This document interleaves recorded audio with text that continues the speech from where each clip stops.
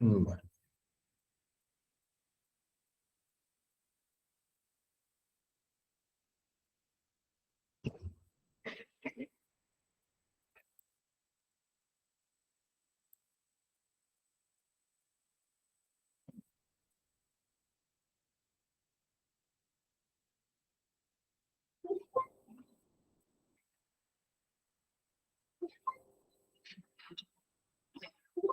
Listo, Maxi, bienvenido, muchas gracias. ¿Por dónde pasó? ¿Cómo pasó las diapos?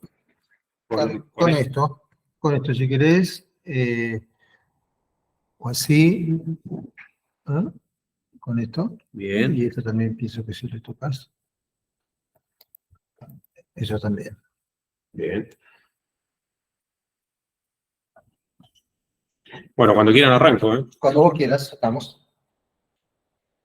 Bueno, a mí me han pedido que hable de un tema bastante puntual y que en algún momento entraba dentro de las enfermedades raras. Después, en los últimos 10, 15 años ya dejaron de ser enfermedades raras y han empezado a ser enfermedades a las que se les está prestando un poco más atención, que son las bronquiectasias no fibroquísticas.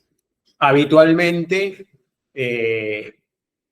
la definición de bronquiectasias era abarcativa a todas.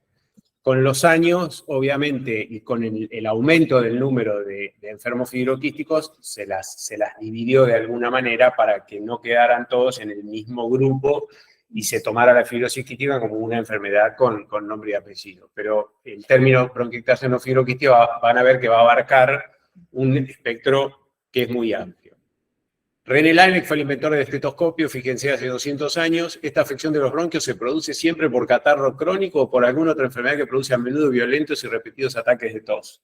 No tenía radiografía, no tenía tomografía, Agata se tenía el estetoscopio y hizo diagnóstico. Esto es lo que vamos a ir pasando a lo largo de la charla. Definición, epidemiología, síntomas, histopatogenia, diagnóstico, severidad, función pulmonar, tratamiento y por último algunas conclusiones. La definición es que se trata de dilataciones anormales de las vías aéreas asociadas a la presencia de supuración en su interior. Es una condición heterogénea resultante de una variedad de desórdenes que causan incuria pulmonar. Es una enfermedad adquirida en la enorme mayoría de los casos. A esa definición le falta una parte que antes poníamos que era una dilatación anormal e irreversible. Ese concepto, como vamos a ver, ha ido cambiando, ha ido mutando y ya ha dejado de ser una enfermedad irreversible. No se nace con bronquiectasias, ¿sí? Lo que se pueden hacer es con alguna condición, ya sea anatómica o molecular, funcional, la que sea, que puede generar una predisposición, pero uno no nace con los bronquios dilatados. La prevalencia es variable según las características étnicas de cada población y su nivel socioeconómico. Se supone o se asume que poblaciones con una condición social baja, sobre todo por pueblos originarios, tienen una mayor probabilidad de tener este tipo de enfermedad. Fue disminuyendo con respecto a los primeros años del siglo pasado, donde la tuberculosis y el sarampión iban a la cabeza y eran aportantes desde el punto de vista de lo que era enfermedad secuelar. Aumentó en las últimas 2 décadas. Ha aumentado porque ha aumentado la posibilidad diagnóstica, además, ¿sí? La posibilidad de hacer una buena tomografía y sobre todo en chicos de corta edad genera que esa disponibilidad de diagnóstico esté mucho mayor. Yo hice el doctorado lo hice orientado por Edgardo Segal. Ajá. La tesis de Edgardo Segal y Alberto Reichmann juntos era bronquiectasia secundaria de sarampión. Bien. 0.5 por cada 100.000 en Finlandia y de 3.7 por cada 100.000 niños en Nueva Zelanda. Después vamos a ver por qué en Nueva Zelanda hay más, ¿sí? Aumenta considerablemente en poblaciones aborígenes, Australia, Alaska. Hay aproximadamente 110.000 bronquiectasias no fibroquísticas en los Estados Unidos versus los 30.000 fibroquísticos registrados por la Cystic Fibrosis Foundation. Con lo cual, casi las bronquiectasias no fibroquísticas triplican a la enfermedad fibroquística. Y seguramente que hay subdiagnóstico. Totalmente. Es mayor en niños, en varones, esa relación se invierte en la adultez, prevaleciendo en el sexo femenino. Esto mismo se da en el asma. 60%, hasta el 80% de los adultos diagnosticados refieren síntomas que se iniciaron en la infancia, por eso es importante un diagnóstico precoz. La mortalidad varía según la población analizada. De 5.700 muertes que se atribuían a bronquiectasias en Inglaterra, en el Reino Unido, solamente 12 pertenecían al grupo pediátrico, ¿sí? Y de 120 indígenas adultos que se habían diagnosticado, la mitad se había diagnosticado de niños, un 34% murieron en el periodo del año 2000-2006, fíjense, con una mediana edad de 42 años, ¿sí? Gente que se muere joven por la enfermedad. ¿Cuáles son las manifestaciones clínicas más frecuentes? A la cabeza, y por eso está puesto en rojo, la tos productiva, prolongada, recurrente, ¿sí? La broncorrea matinal, esa tos húmeda que no calma, que está permanentemente firme, asociada a hiperreactividad bronquial, a fatiga, a hemoptisis, a fiebre, a infecciones respiratorias recidivantes, a fallo de crecimiento, a deformidad torácica, a hipocreatismo digital. Son todos síntomas que acompañan un complejo, un conjunto, un síndrome, un espectro al que uno llega con el diagnóstico final. Esto es un slide de las normas, de las últimas de los australianos y los neozelandeses. Más o 3 episodios de tos productiva que duren más de 4 semanas, con o sin otras características, como síntomas de hiperreactividad bronquial, infecciones recurrentes, fallo de crecimiento, hipocreatismo digital, hiperinsuflación o deformidad torácica, se asocian al diagnóstico. Fíjense que en niños hay que referir a un especialista si hay tos persistente que no responde a 4 semanas de antibióticos, más de 3 episodios de tos crónica que duren más de 4 semanas, aunque respondan a los antibióticos, y anomalías persistentes más de 6 semanas después de una terapia apropiada. Esta es una linda definición.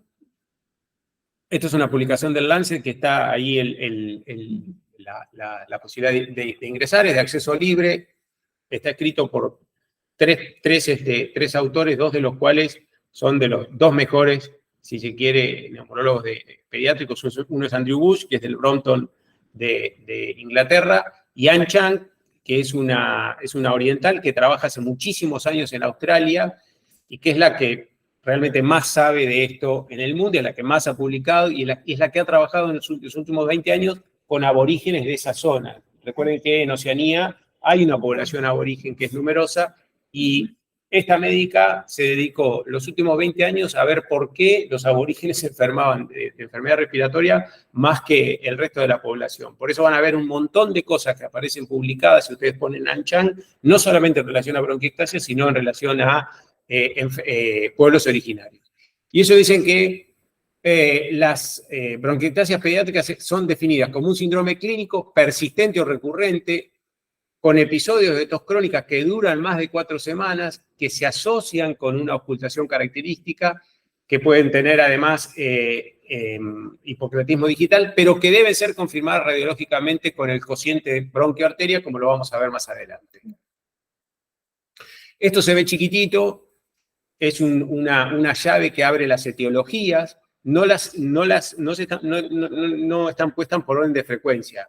Pero vamos a ver que dentro de los orígenes de la enfermedad están las postinfecciosas, las que siguen a eventos de infección respiratoria, sobre todo infecciones respiratorias virales y a la cabeza adenovirus, tuberculosis, otras micobacterias que no son micobacterias TBC, asociadas a inmunodeficiencia, sobre todo déficit de inmunodeficiencia congénitos, déficit de anticuerpos, déficits funcionales a nivel celular, la aspergilosis asociada a infecciones fúngicas, las asociadas a otras enfermedades del aparato respiratorio como el asma, si bien de poca frecuencia, pero están. Enfermedades del tejido conectivo como la artritis reumatoidea y el síndrome de Sjögren, alteraciones del clínex mucociliar, ahí queda la fibrosis quística como causa. Por supuesto que la fibrosis quística es una entidad con nombre y apellido, pero los desórdenes de la función ciliar, como vamos a ver, o lo que se llama ahora disquinesia ciliar primaria, es una causa. Las enfermedades crónicas del aparato digestivo, la colitis ulcerosa y la enfermedad de Crohn de la cabeza. Las neumonitis inflamatorias, como las asociadas a los síndromes aspirativos, ya sea en pacientes con alguna patología que predisponga desde el punto de vista neurológico o patologías congénitas, como las atresias gastroesofágicas. Los defectos congénitos de la vía aérea, ¿se acuerdan que dijimos que en la definición que no era una enfermedad congénita, pero puede haber síndromes como el Maurer-Kuhn o de William Campbell, donde hay un defecto en la arquitectura bronquial con el cual se nace y donde rápidamente el daño producido va a ser mucho más rápido y mucho más importante. Aquellas que estén relacionadas a defectos congénitos, como dijimos, los síndromes de Mononeutron y Williams-Campbell, la traqueobroncomalacia, los síndromes de obstrucción bronquial localizada, ya sea intrínsecas, cuando haya una aspiración de cuerpo extraño o cuando haya un tumor, las extrínsecas, que también pueden ser condicionadas por procesos tumorales o adenopatías, como por ejemplo en la TBC, y en la última parte aparece una que dice idiopática o de etiología desconocida. Y ahora vamos a ver por qué. Porque si uno analiza distintas series, hay series donde las idiopáticas aún llegan a más del 3/4% de las series analizadas, ¿sí? Y las posinfecciosas, en algunos casos, son 1/3 de las causas. Esto es lo mismo, nada más que un poquito más analizado, o digamos, desmenuzado el por qué determinadas etiologías van produciendo el daño. Se los puse para que les quede cuando vean, si quieren, o cuando repasen la charla. Fíjense que analiza los diversos factores o los diversos agentes etiológicos. Por ejemplo, si tenés una anomalía del CFTR, como es la fibrosis quística, bueno, tenés un mal funcionamiento, tenés un mal ciliar ciliar, llegás al daño. Si tenés bronquiectasias localizadas, tenés obstrucción local por un tumor o por, como dijimos, por un cuerpo extraño. No vale la pena que yo analice cada uno de los puntos. Y esto es lo mismo, pero con un análisis más de la ultraestructura. Cuando hay determinados déficits, como la manosa ligada a la lectina, déficit de fecolina, la expresión alterada de estas metalolipoproteinasas. Siguiendo con el análisis de las etiologías y analizando diferentes metaanálisis, vemos que en algunas series 1/3 de los orígenes están ligados a la inmunodeficiencia, en algunas series las posinfecciosas son casi el 100%, en algunas series las idiopáticas ocupan el 50%, ¿sí? Que no hay una definición clara o no hay una etiología clara que uno diga, bueno, esta es la que predomina, porque depende qué serie se analice. Esto es un poquito más desglosado del trabajo. Fíjense que las infecciones eran causantes de casi el 20%, describe un poco dentro de la inmunidad dónde pueden estar los orígenes, por eso la necesidad de analizar desde el punto de vista de la inmunidad cuando uno sospecha o cuando uno encuentra signos de bronquiectasias, como los defectos congénitos como las fístulas tranqueosofágicas, en los defectos congénitos son las más frecuentes. Este es un trabajo viejo, pero que un poco va en línea con lo que mostré de las series de otros lugares, del análisis de otros lugares. Este trabajo lo hizo la doctora Murta, que en el Hospital Garrahan, que es una serie vieja, pero ella encontró que dentro de los orígenes, las posinfecciosas eran las más frecuentes, ¿sí? Seguidas en segunda línea por la enfermedad fibroquística. ¿Qué dicen los británicos en sus guías? ¿Qué tenemos que sospechar o qué tenemos que ir a buscar cuando encontremos bronquiectasias? Bueno, defecto congénito de la vía aérea, síndromes aspirativos cuerpo extraño, historia de infecciones previas, historia de infecciones por micobacterias, inmunodeficiencias, enfermedades fúngicas como la aspergilosis, asma que no responde al tratamiento, el síndrome de panbronquiolitis y el paciente es de origen oriental, los desórdenes de tejidos conectivos, especialmente la artritis reumatoidea, los desórdenes de la función ciliar, ¿sí? Enfermedad intestinal como asociada a tos productiva, recuerden, enfermedad de Crohn y colitis ulcerativa, bueno, fibrosis quística, por supuesto, que es parte del análisis. Esta es una interesante diapositiva, hay una publicación muy vieja que describe un ciclo de daño que se llamaba ciclo de Colle, ¿sí? Esto es un poco como reorganizado ese ciclo de Colle, pero donde se ve cómo hay un circuito donde, empezando por el daño bronquial, empezando por la injuria, en la interacción de problemas del huésped, problemas del medio ambiente y algunos patógenos, ese daño va a dañar, esa injuria va a dañar la vía aérea, va a producir una serie de cambios, sobre todo la presencia de mediadores de la inflamación que producen liberación de enzimas proteolíticas y daño tisular.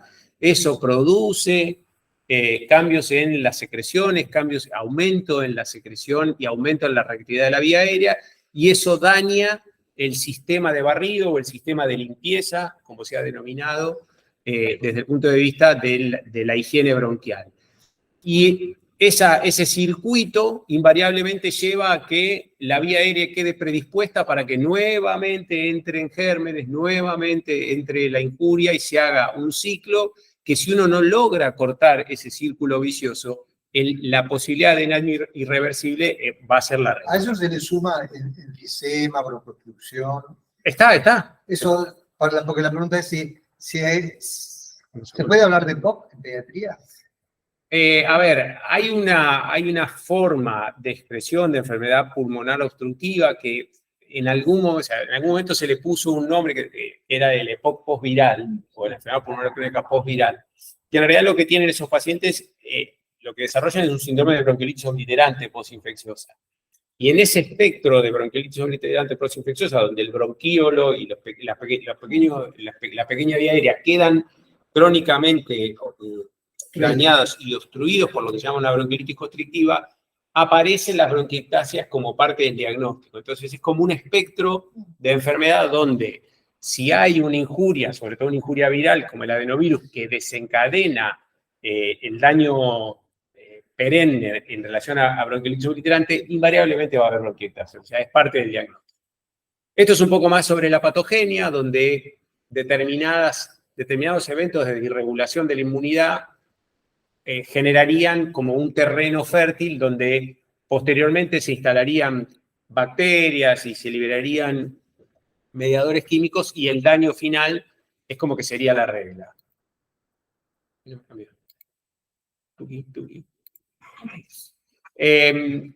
a dedicar 2 o 3 minutos para hablar de una enfermedad que es, si se quiere, algo nueva, porque en los últimos 10 años le diría que se le dio como un poco más de visibilidad, que es lo que en idioma sajón hablan de protracted bronchitis o bronquitis bacteriana prolongada.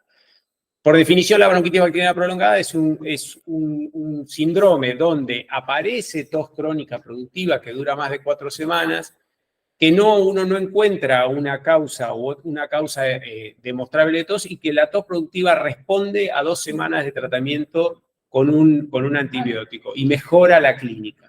Se supone que la bronquitis bacteriana prolongada sería como el puntapié inicial, donde después, si uno la dejara librada a su evolución, van a aparecer condiciones que lleven irremediablemente al desarrollo de bronquiectasias, como lo vamos a ver.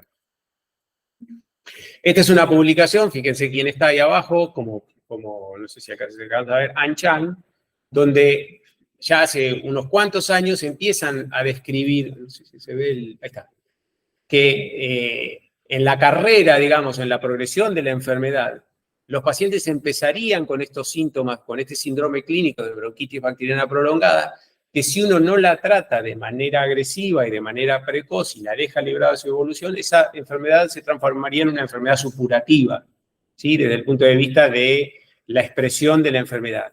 Y que invariablemente, si yo no trato y no mejoro las condiciones, no solamente clínicas, no encuentro la causa y no busco una terapia, invariablemente el paciente va a terminar con bronquiectasias. Por eso ven que acá se divide a las bronquiectasias como en 2 grupos, reversible e irreversible. ¿Por qué? Porque si yo empiezo a trabajar tempranamente en esta parte del problema, tratando la enfermedad, probablemente las dilataciones bronquiales las pueda revertir de alguna manera o las minimice desde el punto de vista del daño morfológico. Esto es algo que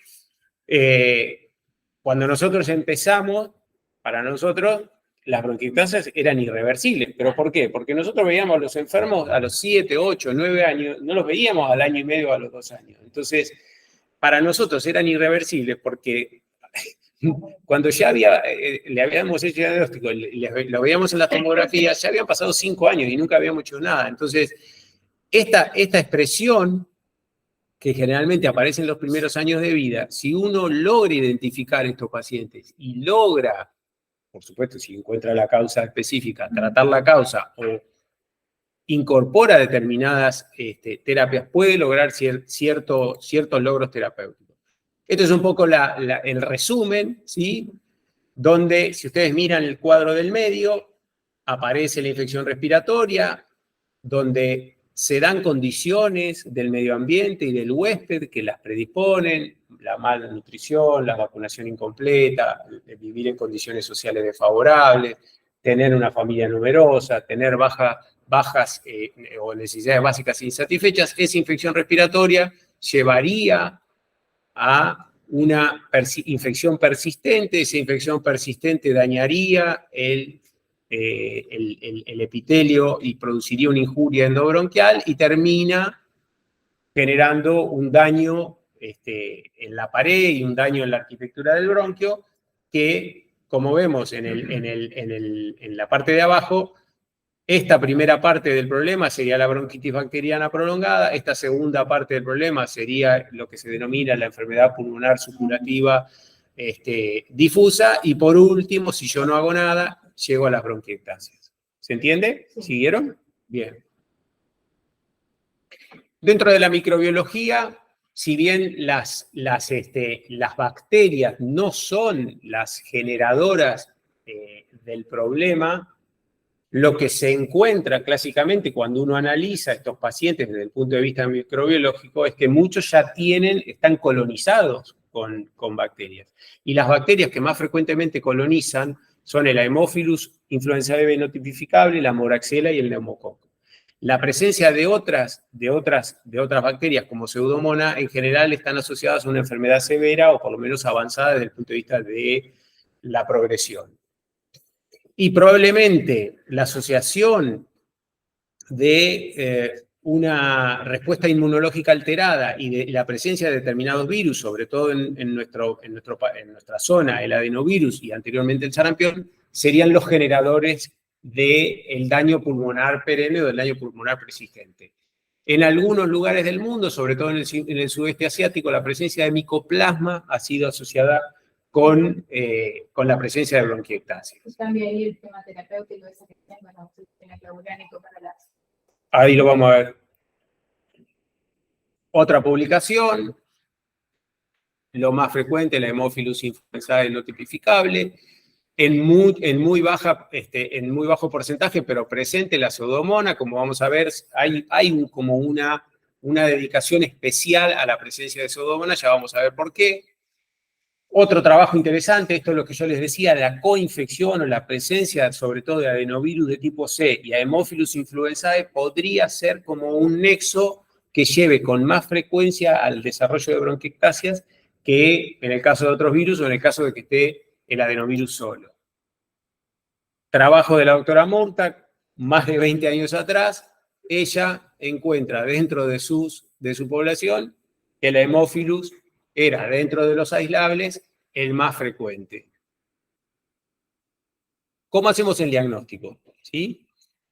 El diagnóstico de bronquiectasias no es solamente clínico. ¿Sí? Yo no puedo decir que un paciente tiene bronquiectasias porque tiene tos crónica productiva o porque tiene algún cambio en la radiografía. Necesito tener la correlación de las imágenes. ¿Sí? Necesito verlo en imágenes.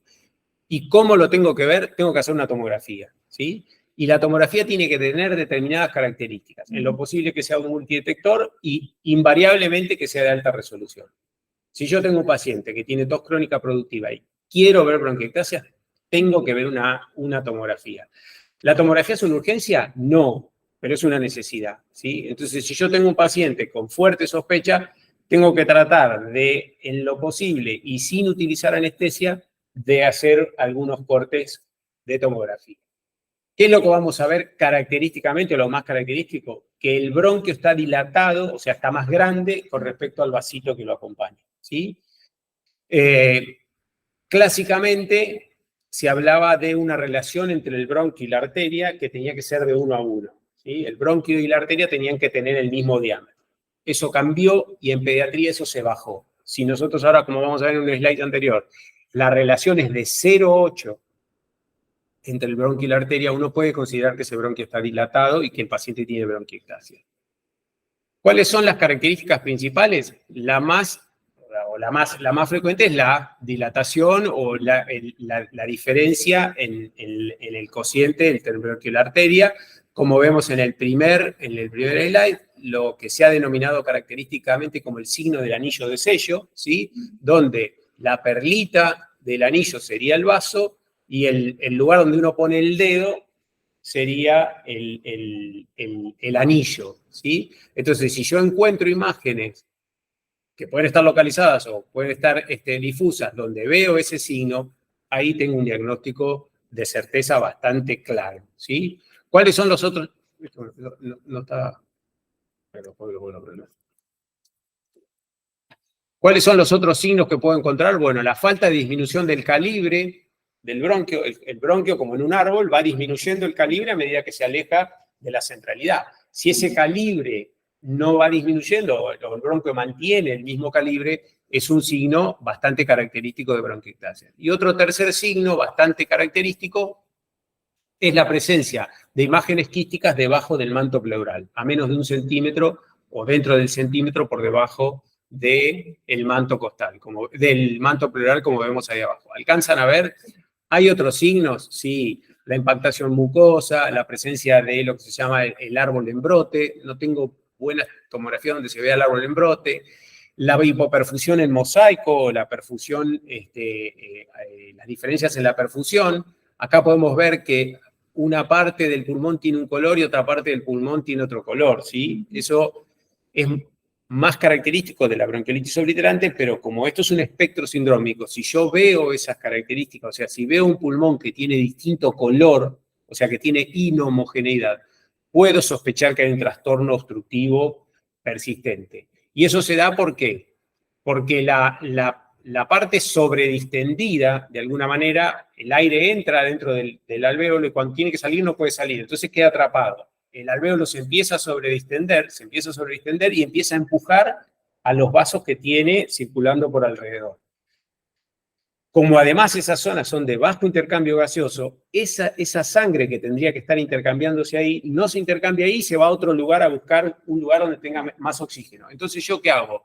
Veo zonas del pulmón que están más negras, porque el aire se ve más negro en la tomografía, y veo zonas que están más blancas. ¿Por qué están más blancas? Porque hay más sangre circulando por ese lugar, porque la sangre está buscando un lugar de donde extraer el oxígeno. Entonces, la hipoperfusión o la atenuación en mosaico es un signo que probablemente podamos encontrar como parte de la radiología. Dentro de la clasificación, lo más característico es utilizar los criterios de Rey, que las divide en cilíndricas, varicosas y quísticas. Las cilíndricas son las que solamente se ve una imagen dilatada, lo que era el característico signo del anillo de sello. Las varicosas, por su similitud o por su similitud con lo que son las varices, donde se ven zonas, áreas dilatadas con zonas como más constreñidas. Y por último, las quísticas, donde se ven tremendos agujeros, tremendas horadaciones del parénquima, algunas veces en los lugares donde hay atelectasia, adoptando como si fuera un racimo de uva. ¿Esa es una evolución? No, son diferentes tipos, y es verdad que a medida que yo vea en el espectro que hay solo cilíndricas, que además hay varicosas o que además hay quísticas, la severidad va a ser mayor. Esto es un poco para repasar lo que yo les decía hoy del cociente entre el bronquio y la arteria. Con un software se toma el diámetro interno del bronquio y se toma el diámetro externo del vaso, y el cociente no debe dar menos de 0,8. Si es más de 0,8, significa que el bronquio está dilatado, ¿sí?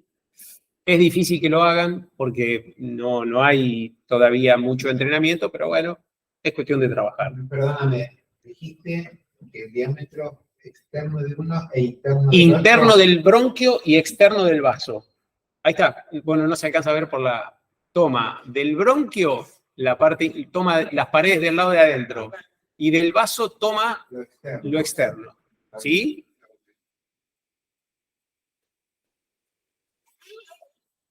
En resumen, si yo tengo síntomas característicos como tos crónica productiva, que no responde a 4 semanas de antibiótico, que es recurrente, que me pasa más de 3 veces por año, que además asocia a infecciones respiratorias recurrentes, que encuentro hemoptisis, que está asociado, por ejemplo, a un diagnóstico de asma severa, que encuentro signos clínicos de enfermedad pulmonar crónica, como el hipocreatismo digital, el aumento del diámetro posterior, la disminución de la elasticidad. Si encuentro organismos inusuales en el cultivo, como Pseudomonas, si además tengo un antecedente de una injuria respiratoria por gérmenes característicos como el adenovirus, la bordetela o la tuberculosis, tengo que sospechar bronquiectasia. ¿Y qué tengo que hacer para confirmar la bronquiectasia? Tengo que hacer una tomografía, ¿sí? Si la tomografía es normal, bueno, me tengo que ir para otro lado y repensar al paciente como una enfermedad supurativa, crónica o buscar otra etiología. Y si el paciente tiene bronquiectasias, bueno, ahí tengo que empezar a estudiar. Y tengo que estudiar la inmunidad, tengo que hacer un test de sudor, tengo que estudiar eventualmente la deglución, tengo que estudiar la función ciliar si asocia alguna característica sindrómica, como ser que haya tenido síntomas neonatales, que tenga una otitis supurada persistente, que tenga secreciones persistentes a nivel rinosinusal, que tenga destrocardia, ¿sí? ¿Qué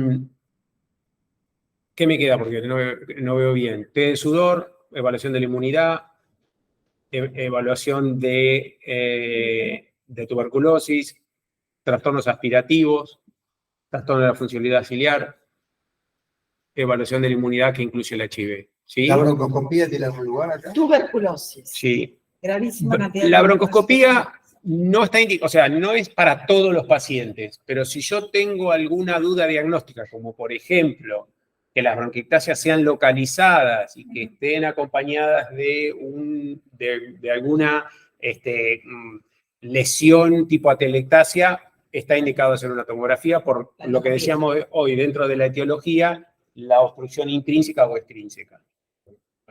Exacto.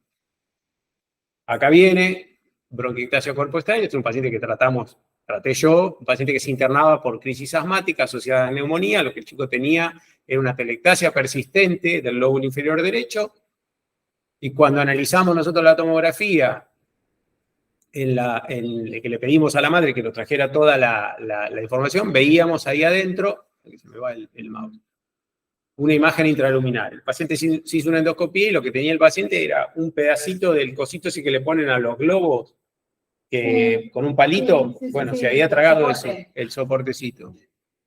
Se lo sacamos, mejoró, vino no, el cosito entero se había tragado, sin el cosito redondo. ¿Sí? El cosito de abajo se lo había tragado. El pituto. Se lo sacó endoscopía, lo vimos al mes, había mejorado la telectasia, le perdimos el seguimiento. No, le perdimos el seguimiento. Desapareció, no lo vimos nunca más, le mandamos telegrama, le llamamos por teléfono, nunca lo vimos. Está tachado el apellido, pero lo sé. Este es otro cuerpo extraño, esto es viejo, pero siempre lo pongo porque, bueno, el paciente que tenía creo que un año y medio, tenía un cuerpo extraño, le sacaron el cuerpo extraño y las bronquiectasias le mejoraron. Moraleja, lesión localizada con atelectasias, aunque uno no tenga el antecedente claro o definido de que hubo una aspiración de cuerpo extraño, hay que hacer un procedimiento endoscópico y evaluarlo. La severidad, la verdad que en chicos no hay mucho publicado, no hay mucha evidencia sobre severidad. La severidad nosotros la definimos desde lo clínico y un poco desde lo funcional, cuando los pacientes tienen caída funcional, y tomamos algunas condiciones, como por ejemplo que tengan enfermedad difusa o que estén más de 3 lóbulos involucrados, que tenga caída funcional, que tenga aislamiento de Pseudomonas, pero la verdad es que si uno busca, no hay mucho. Esto, de hecho, es de adultos. Acá vemos caída funcional, si el paciente tiene menos de 30 a 40% de función pulmonar, si tiene 3 o más lóbulos involucrados, si tiene Pseudomonas, se supone que son pacientes con enfermedad más severa. Hay algunos scores que se usan como en los fibroquísticos, la verdad no los usamos, pero hay algunas publicaciones, por eso lo puse. ¿Qué pasa con la función pulmonar? Lamentablemente la función pulmonar en los pacientes que tienen enfermedad o bronquiectasias no fibroquísticas va cayendo. Lentamente, pero va cayendo. Y hay varios grupos. Este es el grupo de la famosa Anchang. Caía más o menos un 1.5% por año. No había asociación entre la etiología y la caída de la función pulmonar. Ser de sexo masculino, ser aborigen, tener hipocratismo digital y tener deformidad torácica o comorbilidad con asma y tiempo de evolución se asoció con peores resultados al inicio del seguimiento. ¿Qué patrón tiene la espirometría? Obstructivo. Ya cuando la enfermedad es muy severa, el patrón se transforma en un patrón mixto, pero en general el patrón es obstructivo. Otros grupos de trabajo, estos analizaron a 5 años, no habían tenido grandes modificaciones o grandes caídas de la función pulmonar. Otro grupo de trabajo, en este caso, esto era también en Australia, la función pulmonar había sido estable entre los 3 y 5 años de seguimiento.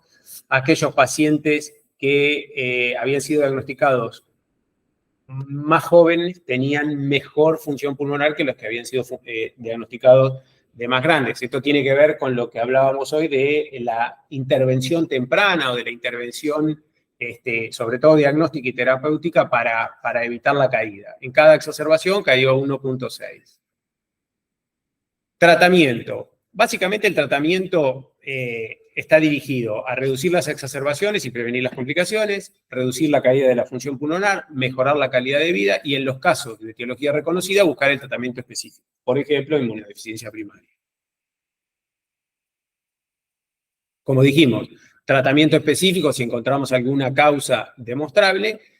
Y el tratamiento no específico básicamente está en el control de la infección, de la inflamación, de las complicaciones y de la alteración del clínex mucociliar.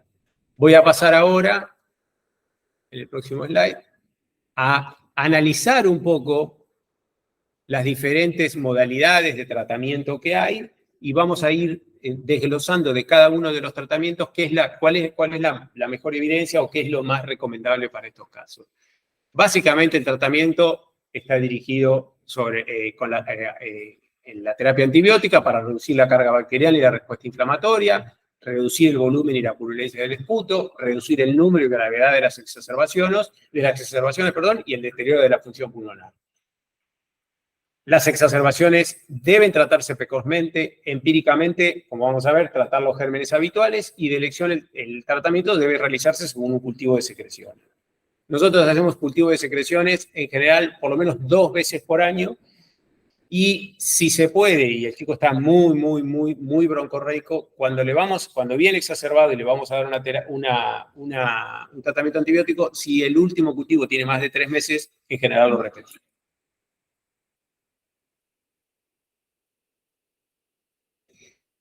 ¿Cuándo decimos que el paciente está exacerbado? Porque estos pacientes están crónicamente con síntomas, ¿sí? Es muy difícil encontrar un paciente que tenga bronquiectasia que esté totalmente asintomático. Bueno, hay algunos signos, sobre todo, esto es más de adultos, pero sobre los que nosotros nos basamos. Si el paciente tiene 3 o más de estos síntomas durante las últimas 48 horas, podemos considerar al paciente como exacerbado. Que tenga tos, que cambió las características del esputo, que cambió el volumen del esputo, que el esputo se transformó en más purulento, que está con fiebre, con un estado como de malestar general, que bajó la tolerancia al ejercicio y, por supuesto, si tiene hemoptisis, ¿sí? Por eso nosotros siempre decimos que estos pacientes crónicos, nosotros tenemos que conocerlos y saber conocerles, digamos, el día a día, porque es la manera en la que nosotros vamos a identificar cuando se deterioren. Si yo tengo un paciente con una bronquiolitis obliterante y el paciente usa oxígeno, el paciente va a estar siempre clínicamente sintomático y va a estar siempre taquipnéico. Ahora, si el paciente naturalmente o normalmente tiene 35 de frecuencia respiratoria y yo lo veo un día y tiene 50, claramente ese paciente cambió su clínica. El tratamiento con antibióticos, como dijimos, debe hacerse en lo posible dirigido a los gérmenes que el paciente tenga habitualmente o aísle habitualmente. Si yo no conozco la microbiología, lo más recomendable es empezar con un tratamiento con betalactámicos como el amoxicilina clavulánico, y en el caso de que necesite internarlo, puede utilizar la misma terapia, como en este caso en Argentina, la amoxicilina sulbactam, que es homólogo del amoxiclavulánico, o con ceftriaxone como segunda línea. Si yo conozco la etiología y el paciente tiene pseudomonas, por ejemplo, tengo que iniciar con una terapia antipseudomónica. Si tiene un estáfilo, con una cobertura estafilocócica. Pero en general, el tratamiento empírico con un paciente estable puede empezarse con una amoxicilina asociada a un ácido clavulánico durante un tiempo no menor a 14 días. No menor a 14 días. Voy a dedicar un par de minutos, creo que es el siguiente slide, a cuando encontremos Pseudomonas aeruginosa, ¿sí? Hay un montón de información relacionada a bronquiectasias, no FQ y Pseudomonas aeruginosa. ¿Por qué? Porque lamentablemente la Pseudomonas está asociada a una enfermedad más severa, a un peor pronóstico, a mayor frecuencia de exacerbación. Entonces, como esto está extraído de unas guías españolas y de las guías británicas, existe acuerdo en pensar que el aislamiento de Pseudomonas aeruginosa en la mucosa bronquial de los pacientes con bronquiectasias no augura una buena evolución, dado que se relaciona con mayor número y mayor gravedad de las agudizaciones, peor calidad de vida, mayor volumen y purulencia del esputo, mayor deterioro de la función pulmonar y, en definitiva, peor pronóstico. Inicialmente, después entiendo que se puso un círculo vicioso, pero inicialmente la pseudomonas es una consecuencia de una causa. No, por supuesto, la pseudomonas se supone que entra porque hay cuando el terreno se hace fértil, digamos.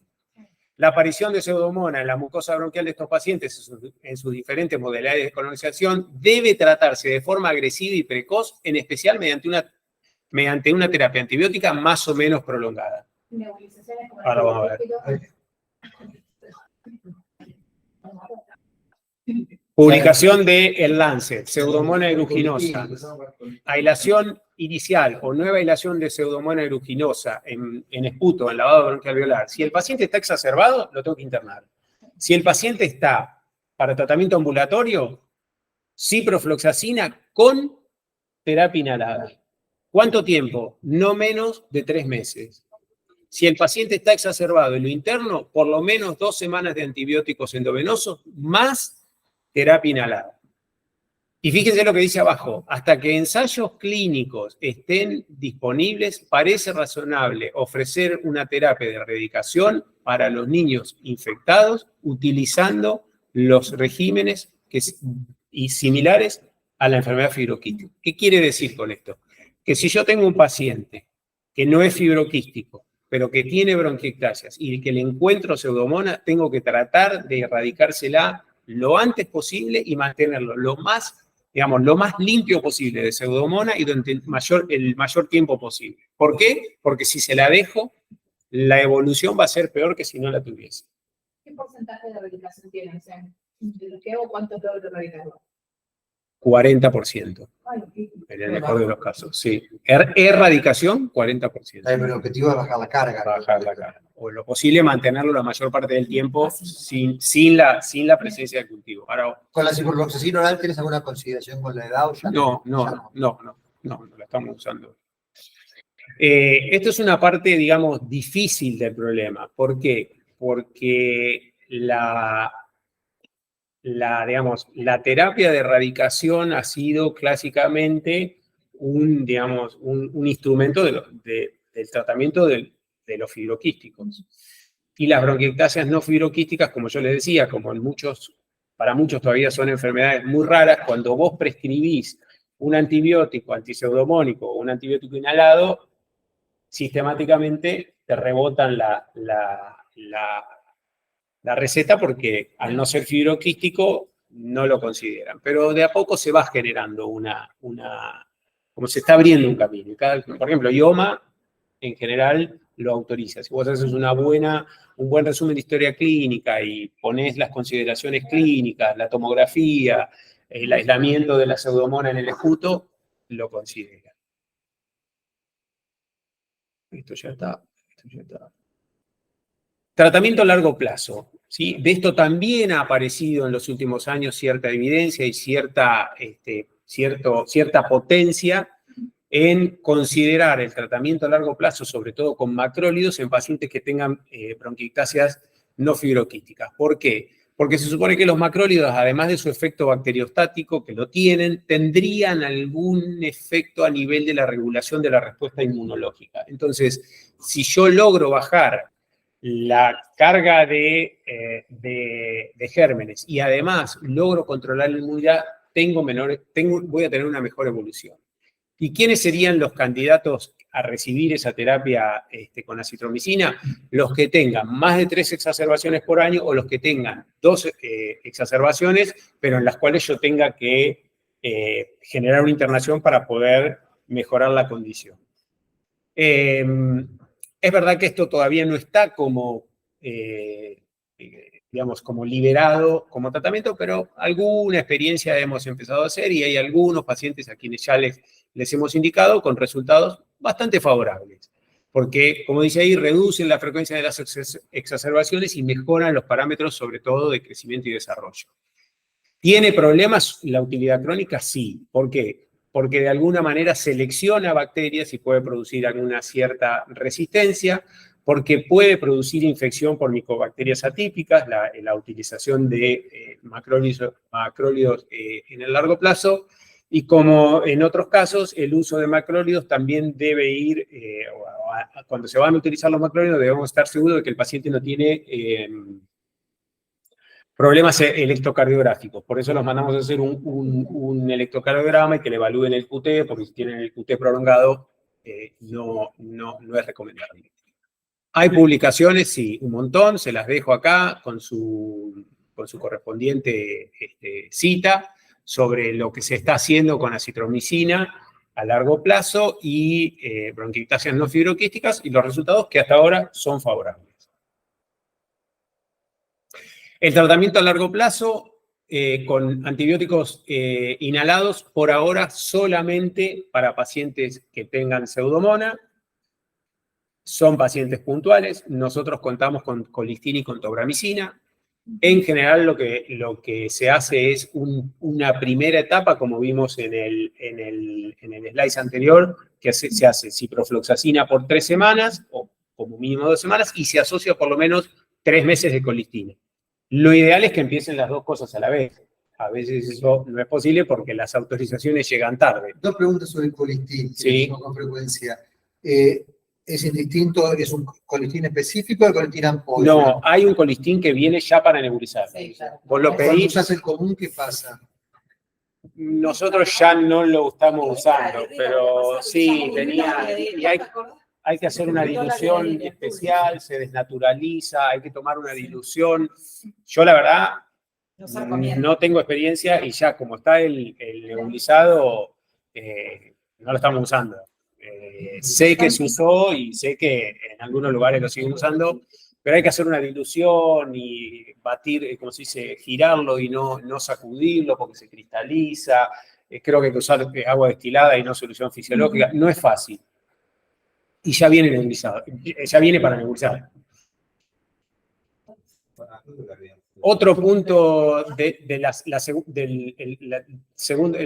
segunda indicación de lo que era terapéutica, la asistencia kinésica y la higiene bronquial es un pilar importante. La kinesiología debe realizarse en forma diaria, debe hacerse por personal capacitado, debe entrenarse a la familia.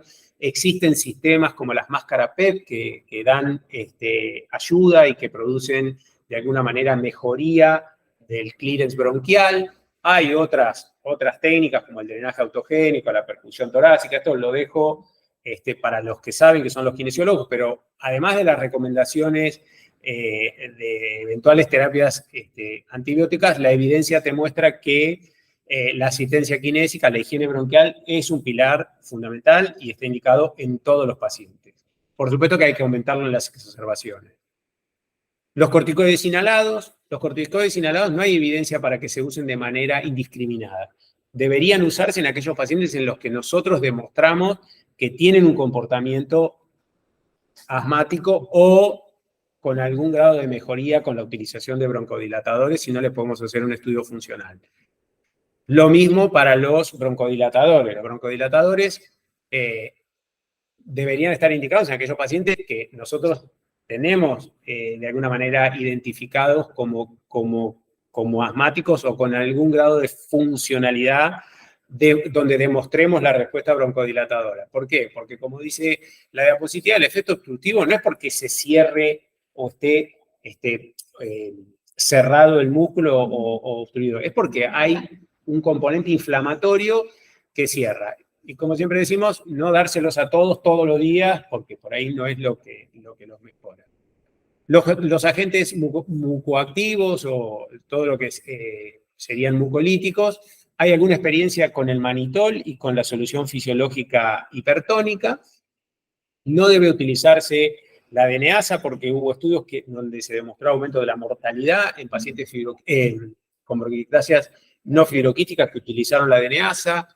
Con respecto a los antiinflamatorios, como el ibuprofeno, que por ahí en algún momento ha aparecido en alguna publicación, no hay evidencia.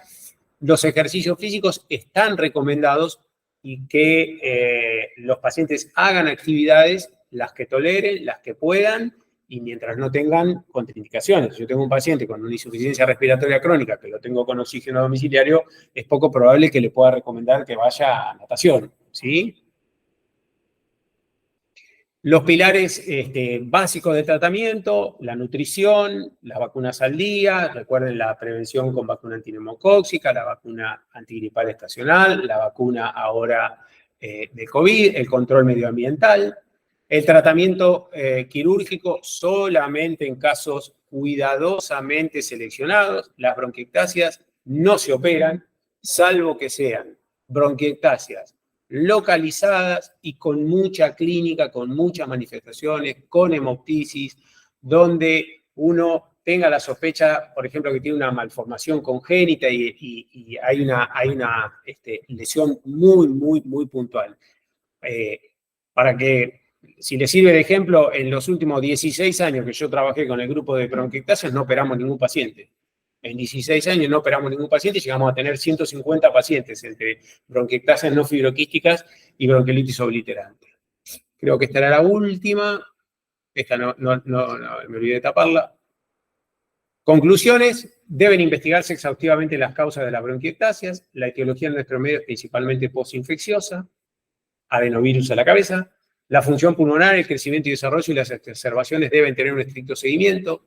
Nuevas estrategias terapéuticas aparecerán en los próximos años ligadas al reconocimiento de los orígenes de la enfermedad.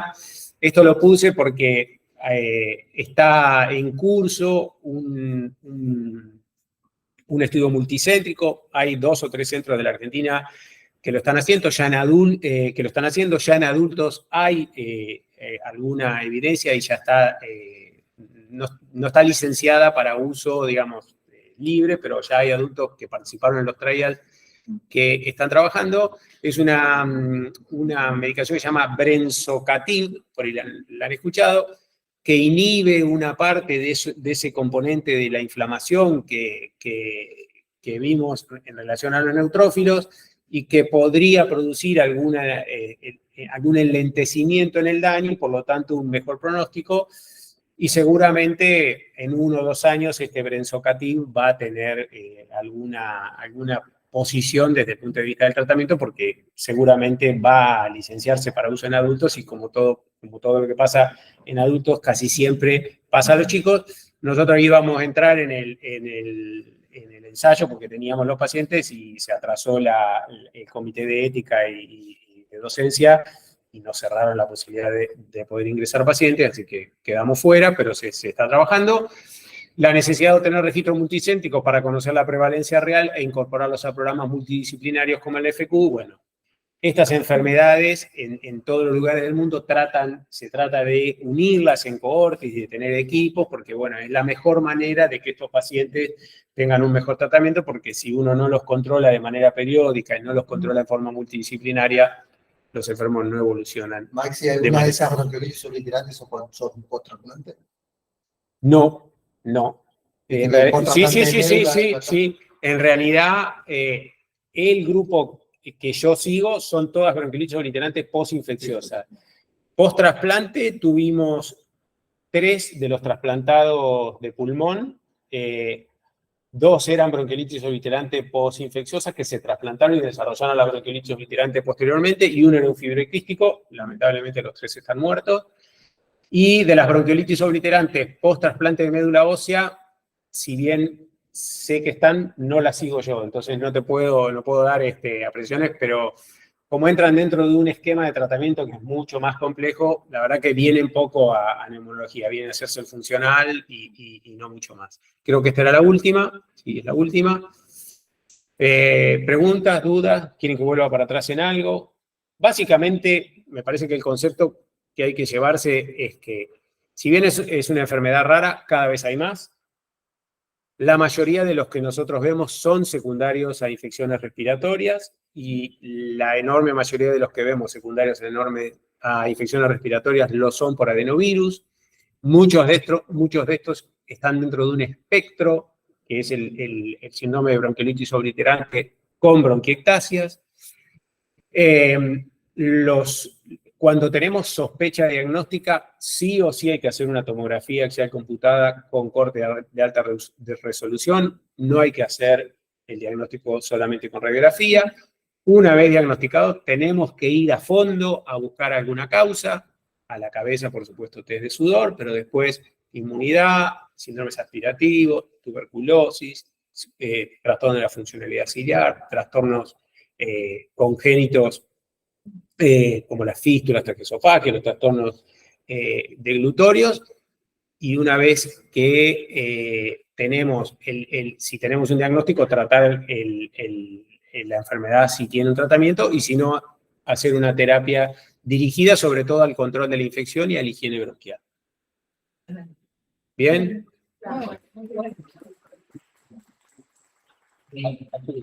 ¿Hay alguno conectado que pregunte? Marianela, ¿estás escuchando ahí? Escuchamos preguntas.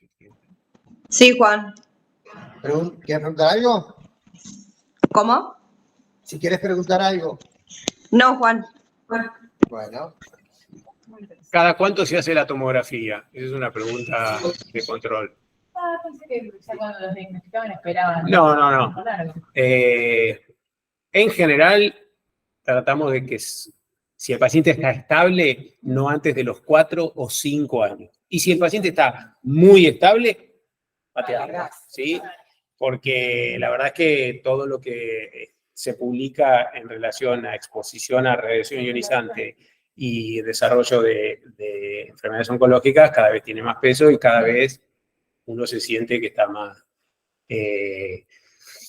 en situaciones de emergencia, de reagudizaciones graves, de hemoptisis que no responden a la terapéutica convencional, convengamos que las hemos hecho y algún grado de ayuda te permite, pero si el paciente está estable y no tiene grandes deterioros, tratamos de no hacerla antes de los 4 o 5 años.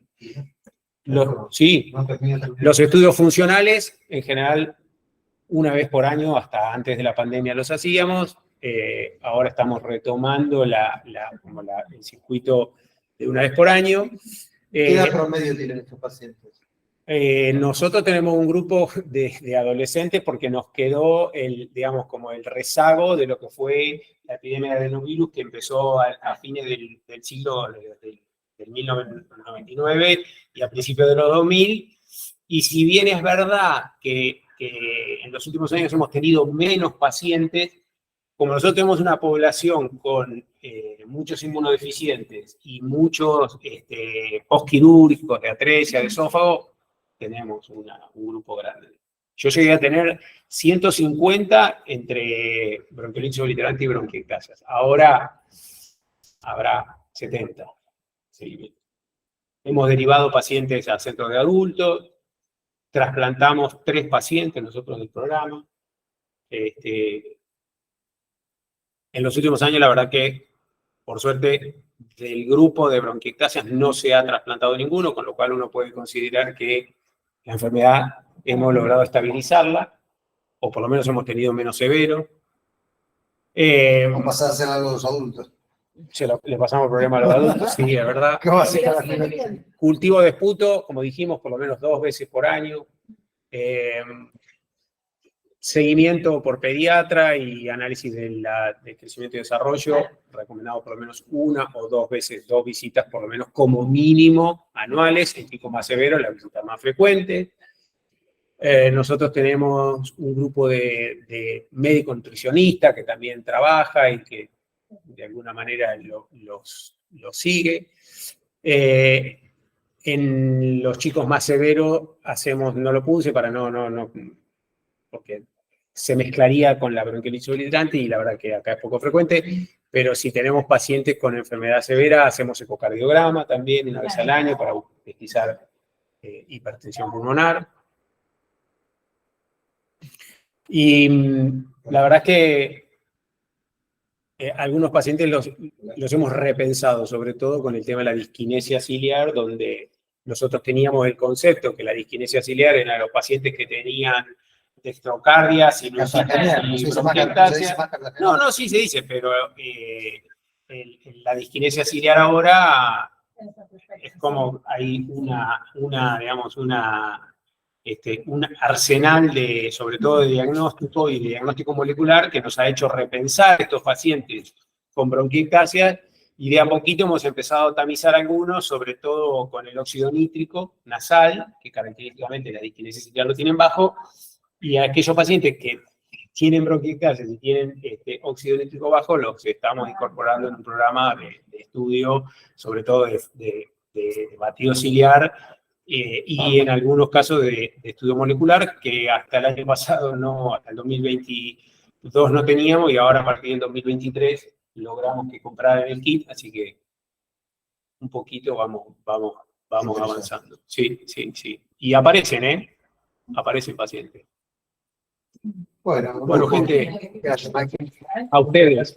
La charla la tienen, quédensela, úsenla. Si hay alguna pregunta o alguno de los residentes quiere preguntar algo, quiere ver algo, quiere ver radiografía, quiere ver tomografía, las vemos cuando quieran. Me es muy difícil. Buenísimo, gracias. Es muy difícil traer tomografía desde la red porque nosotros tenemos un sistema que se llama IMPACS, que ahora lo están cambiando supuestamente, es imposible. Se ha transformado en un dolor de cabeza. No te deja tomar. Abrir, sacar, es terrible. Bueno, ¿resistentes hay? Sí, cómo no. ¿Hay uno por año? ¿Cómo no? Resistente. El otro que está ahí. Prueba. ¿Resistente? 4 residentes. Hay 4 residentes y después están los chicos de la tercera. Sí, puede venir, no pasa nada. Dale. Está claro. Te pasó.